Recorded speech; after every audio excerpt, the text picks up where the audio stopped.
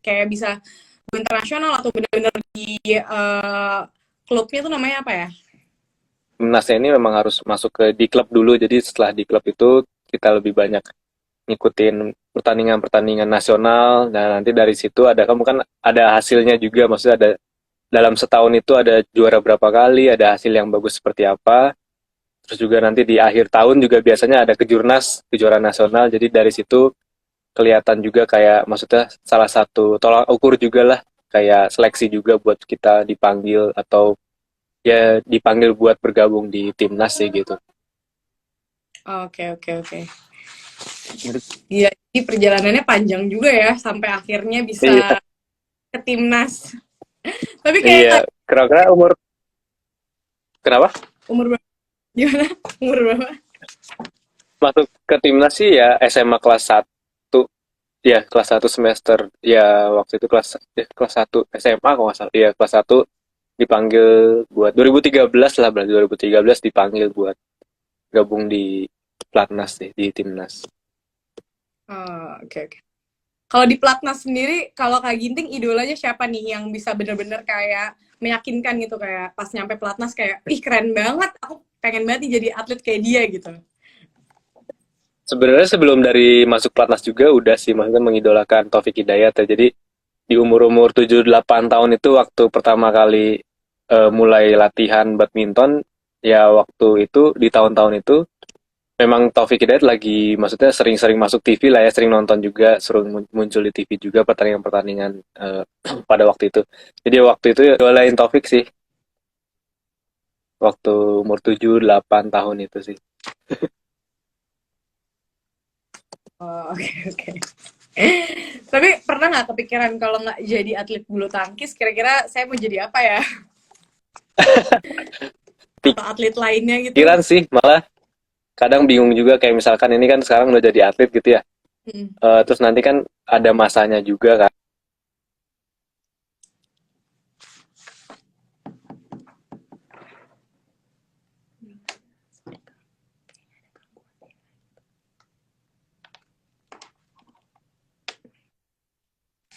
Kalau Kak Ginting, sorry, ini kayaknya ada gangguan sinyal ya? Iya nih kayaknya nih. Ulang lagi berarti ya. Tadi apa Mbak? Iya, Oh, kalau nggak iya jadi tadi atlet aku mau nggak, jadi apa? kira-kira ada pengen jadi atlet lain nggak? Atlet renang gitu atau atlet tenis mungkin? Nggak tahu sih. Kalau ditanya olahraga ya sebenarnya semua olahraga hampir seneng sih. Cuman waktu SD itu memang lebih seneng main futsal, main bola lah ya di sama teman-teman sekolah. Jadi waktu SD juga sempat beberapa kali ikut apa namanya kayak turnamen futsal lah sama anak-anak SD segala macem. Jadi ya cuman ya itu kali namanya orang tua kan tetap jejelin ke tetap bawa terus ke badminton jadi ya udah ngikut terus aja sampai sekarang nih. Sampai waktu sebelum masuk pelatnas. Oke, oke. Nah ini aku kalau lihat perjalanan Kak Ginting nih, kemarin Olimpiade tuh Olimpiade pertama kali ya berarti ya? Iya, olimpiade pertama. Gimana sih suka dukanya? Maksudnya pas di Olimpiade tuh apa sih yang bikin amazed? Terus apa juga yang bikin kayak, oh ternyata nih Olimpiade kayak gini ya gitu. Ada nggak sih suka duka yang atau apa ya kesan yang paling ngebekas gitu pas pulang dari Tokyo?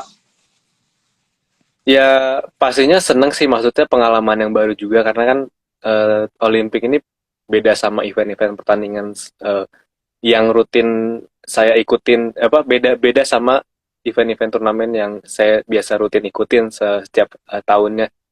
Ini bedanya karena ya kita kayak tinggal di satu tempat yang sama atlet-atlet lain dari negara lain juga. Jadi kayak ya kita ketemu orang baru, ketemu teman-teman baru yang maksudnya di bidang olahraga yang lain juga. Jadi kan kadang ada mereka kayak bawa-bawa alat-alat olahraga yang lain juga. Jadi kayak ya seneng aja maksudnya apa ketemu dan sempet juga kan ada kayak apa kayak tukeran pin gitulah. Jadi setiap negara memang ada dikasih pin-pinnya setiap masing-masing negara. Jadi waktu kayak misalkan sambil makan sambil jalan menuju ke dining hallnya gitu kayak ketemu atlet ini kita minta tukeran pin minta ini tukeran pin gitu sih maksudnya yang nggak bisa ditemuin nggak bisa dilakuin di turnamen lain sih itu sih.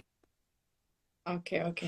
Tapi sebenarnya ya kalau misalnya sesama atlet itu sendiri ya, itu sebenarnya kalau misalnya yang kayak dari misalnya atlet negara lain, pasti Kak Ginting sebagai atlet Indonesia gitu pasti udah kenal dan sebenarnya dekat juga dan itu lawan sparring pas di sana kan?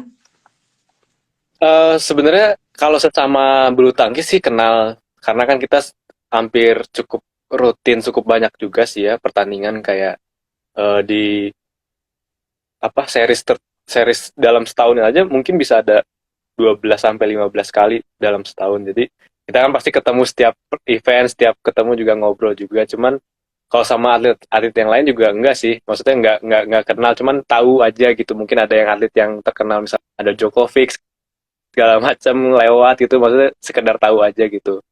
Terus kalau yang kalau sparring itu sih enggak sih, kita enggak latihan gabung sama negara lain. Kita latihannya memang Mm-mm. kayak Indonesia ya sama atlet Indonesia aja. Dalam arti kayak ya bulu tangkis sama teman-teman Indonesia yang di bulu tangkis aja sih. Nggak gabung sama negara lain gitu. Oke, berarti sebagai pemain tunggal ini lawannya Jojo ya kalau Iya, sparring. iya teman latihannya sama kemana-mana bareng apa pertandingan juga sama Jonathan. Oke, oke, oke. Nah, tapi kalau misalnya kemarin ya di Olimpiade Tokyo ini ya, sebenarnya siapa sih lawan terberat? Apa yang kemarin kan sempat yang menuju semifinal ya? Itu kan kalah Iya. kan ya. Tapi maksudnya itu apakah lawan terberatnya Kak Ginting selama di Kak Ginting berkarir di bulu tangkis ini atau sebenarnya ada lagi yang kayak lebih susah lagi gitu?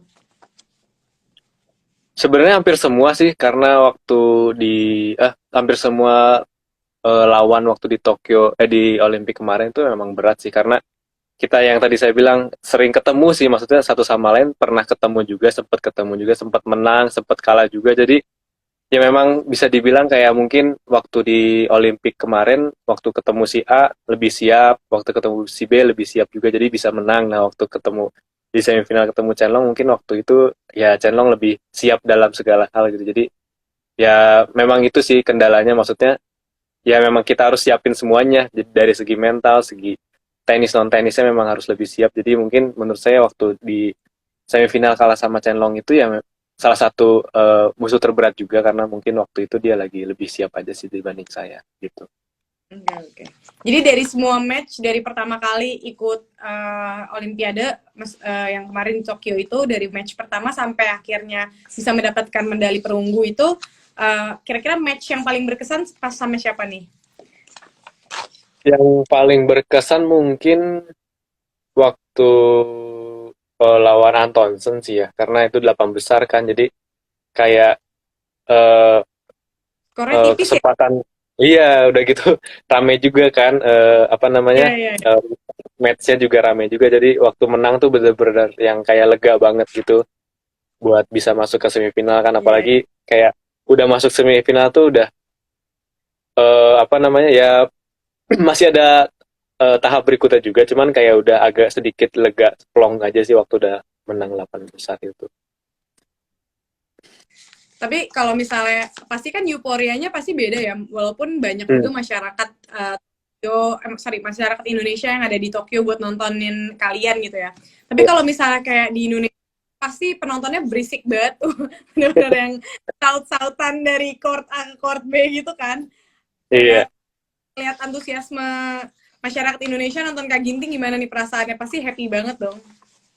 Ya salah satu yang dikangenin sih karena kan yang kita tahu juga penonton atau supporter Indonesia khususnya di Indonesia sih ya kayak dukungannya itu luar biasa banget sih maksudnya eh, jadi kayak satu poin plus juga karena bikin musuh tegang juga bikin musuh nggak bisa konsen juga kadang kan jadi Iya, kangen yeah, banget sih maksudnya waktu terakhir tuh kapan ya kayaknya 2 tahun atau 1 tahun lalu ya 1 tahun setengah hampir 2 tahun 2019 lalu.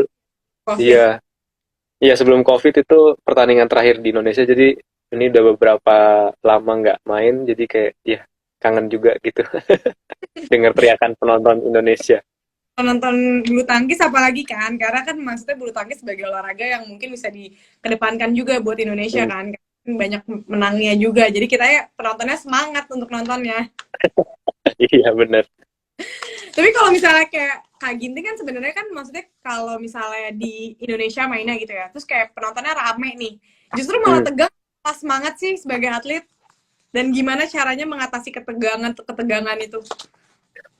Ya pastinya dari pengalaman juga sih karena nggak bisa kayak baru pertama kali main langsung bisa enjoy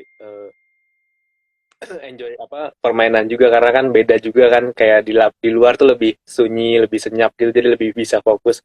Nah pas waktu pertama kali masuk di Istora pertama kali main memang ya mau nggak mau sih harus kita nikmatin karena kan ya gimana namanya ya waktunya juga berjalan terus menerus jadi ya berjalan ke sini makin bisa tahu caranya gimana buat menikmati apa sorak-sorai yang ini banget sih ya maksudnya bisa kita bilang berisik banget cuman coba buat lebih enjoy aja sih ya mungkin masing-masing atlet beda cara-caranya cuman kalau aku sih lebih mikirin kayak ya mereka datang buat supporter jadi ya buat support aku jadi ya coba buat kasih yang terbaik aja sih setiap matchnya waktu kalau main di Indonesia gitu. Iya pasti seru banget kan semuanya pada bersorak-sorak kayak Ginting gitu. Iya, Ya salah satu ini deh bakal ada di court deh. iya benar. Apa